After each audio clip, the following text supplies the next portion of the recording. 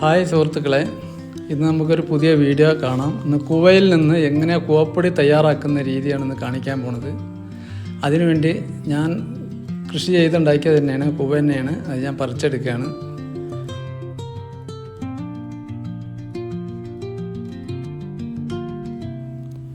പറിച്ചെടുത്തതിന് ശേഷം ഇത് നന്നായിട്ട് ഇതിൻ്റെ നാരുപടലങ്ങളൊക്കെ കംപ്ലീറ്റ് റിമൂവ് ചെയ്യുക. അതേമാതിരി തന്നെ ഇതിൻ്റെ തോലൊക്കെ കംപ്ലീറ്റ് റിമൂവ് ചെയ്തതിന് ശേഷം വൃത്തിയായിട്ട് വെള്ളത്തിൽ കഴുകി എടുക്കുക.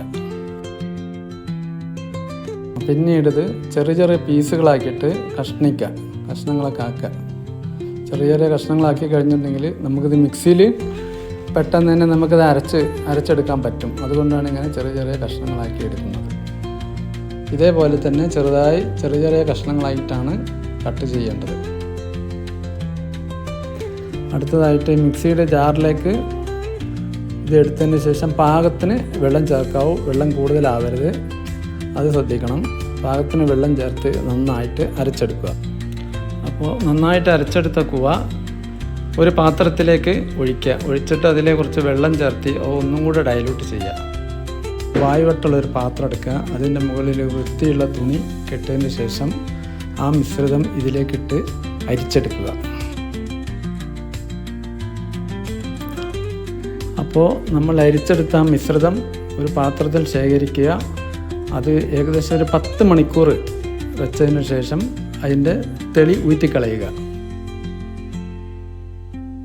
പിന്നെ കൂവക്കൃഷിനെ പറ്റി പറയുകയാണെങ്കിൽ ഇതിന് പ്രത്യേകിച്ച് പരിചരണം ആവശ്യമുള്ള ഒരു കൃഷിയല്ല ഈ കൂവക്കൃഷി. നമുക്ക് എവിടെയും ഏത് മണ്ണിലും ഇതുണ്ടാവും. നന്നായിട്ട് വിളവെടുക്കാൻ നമുക്ക് സാധിക്കുന്നത്. അതുകൊണ്ട് എല്ലാവരും ഇതിനൊന്ന് പരിശ്രമിക്കുക.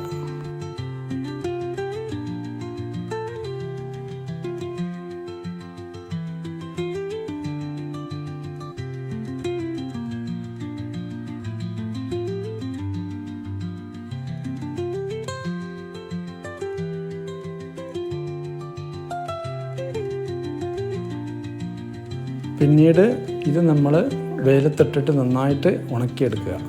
അപ്പോൾ ഏകദേശം 3 ദിവസം വെയിലത്തിട്ട പൊടിയാണിത്. ഇത് ഇനി വൃത്തിയുള്ള ഒരു കുപ്പിയിൽ ഇട്ടതിന് ശേഷം അടച്ച് ഭദ്രമായിട്ട് വെച്ചാൽ നമുക്ക് കുറേ കാലം ഉപയോഗിക്കാം. അപ്പോൾ ഞങ്ങളുടെ ഈ വീഡിയോ ഇഷ്ടപ്പെട്ടാൽ ലൈക്ക് ചെയ്യുക, ഷെയർ ചെയ്യുക, സബ്സ്ക്രൈബ് ചെയ്യുക. തൊട്ടടുത്തുള്ള ബെല്ലൈക്കൺ കൂടി ഒന്ന് എനേബിൾ ചെയ്യണേ.